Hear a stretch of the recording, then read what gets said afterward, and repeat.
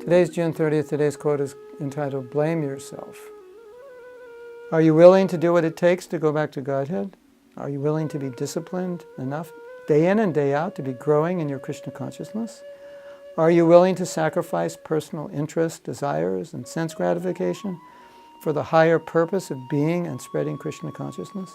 If not, you have yourself to blame for not being Krishna conscious.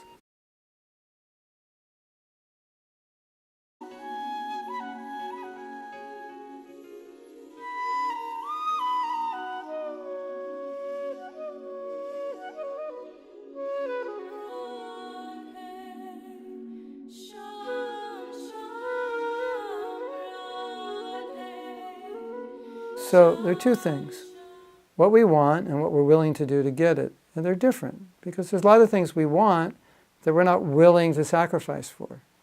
But if you really want something, then there's like no question, I have to have this. Then you're willing to do whatever you have to do to get it. And if you don't get it, then you understand, well, I'm the one to be blamed because I didn't try. So this is meant to be an inspirational quote to help us or bring into focus the idea that if we don't really want something, if we're not willing to make the sacrifices to get it, then there's a good chance we're not going to get it. So we have to ask ourselves these questions. Are we willing to do what's necessary? Are we willing to make the sacrifices necessary?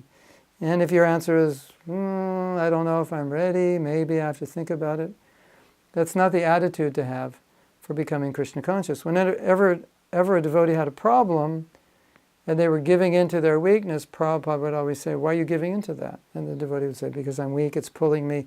He'd have some excuse, and Prabhupada would say, no. If you want to be Krishna conscious, don't give in to that. Like, why would you give in to that if you want to be Krishna conscious? So the idea of this quote is, the lack of Krishna consciousness can't be blamed on others. And of course, as conditioned souls, we have a tendency to do that, but really, ultimately, we know that nobody can stop us from being Krishna conscious. That's our philosophy, Haituki Bhakti, devotional services. There's nothing material that can stop it. There's nothing material that can make it happen. So if we allow some situation or circumstance or person or environment to block our Krishna consciousness, we always want to look at ourselves and say, is it because I'm not willing to do what's necessary? Is that the reason it's not happening? And that's usually the answer is going to be yes. So in that way, instead of blaming somebody, we can look at our own fault. And the problem with blaming somebody is if it's not their fault and you blame them, you can't solve the situation because they didn't do anything. And the problem is your fault. And so if the problem's your fault and you don't think it is, then how can you solve the problem? So you understand that if you take responsibility and think, well, if I'm not Krishna conscious, it must be something that's lacking, something I'm unwilling to do, some sacrifice I'm unwilling to make, something in me that maybe needs to be improved or changed, something maybe needs to be given up, and I'm not yet willing to do that. That's why the problem is there. So at least if we admit that, then we can deal with it. And that's the best way to proceed in Krishna consciousness. So, you want to be Krishna conscious? Yeah, then you have to be willing to do what's necessary.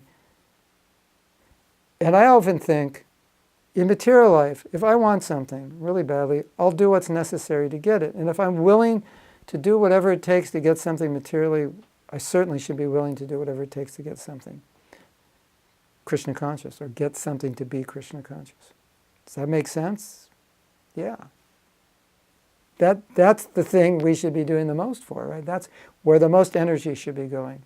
Not that it gets a back seat, back burner, and everything else is important.